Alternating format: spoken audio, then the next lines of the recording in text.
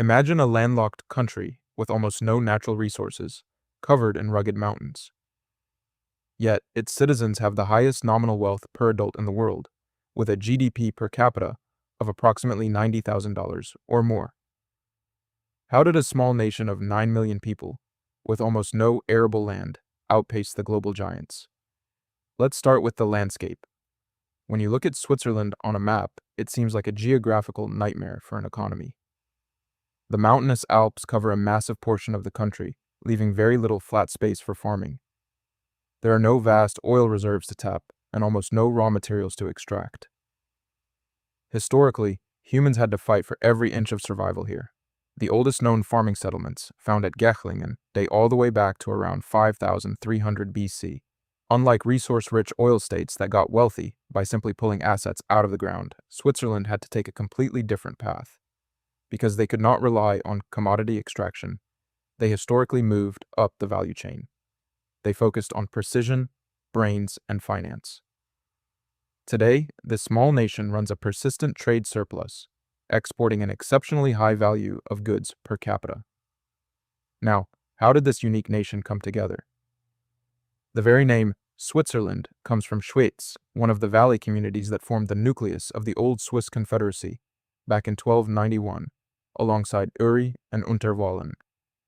The name Schwyz itself was first attested in 972 as Sauites, which is perhaps related to the old High German word Sweden, meaning to burn, referring to cleared forest land.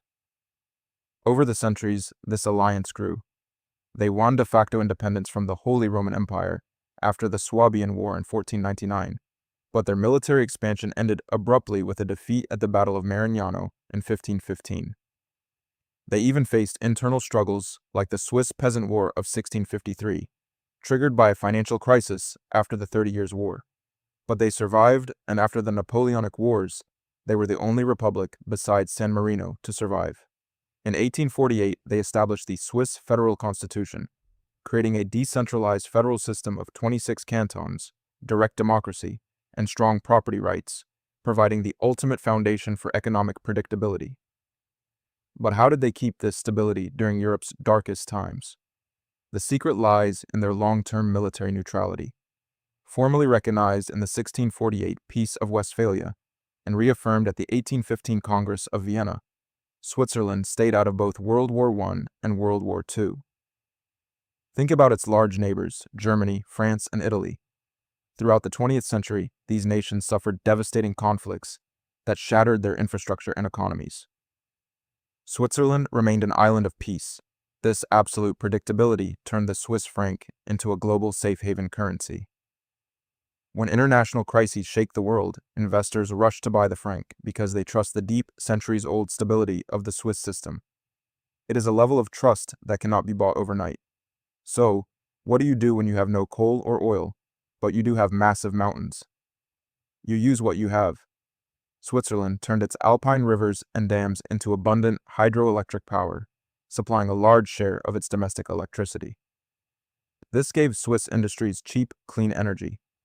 But their greatest resource has always been their people.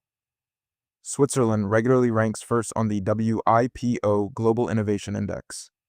They spend heavily on research and development and generate an incredibly high rate of patents per capita. Their workforce is highly skilled, trained by world-class universities like ETH Zurich and EPFL, working hand-in-hand with a strong dual vocational education apprenticeship system. They didn't build their wealth on what was under their boots, but on what was between their ears. Because of this focus on skills, Swiss industries specialize in high-value added products. They don't just export goods, they export precision. Think of medical devices, instruments, luxury watches, and of course, their world-famous chocolate and cheese.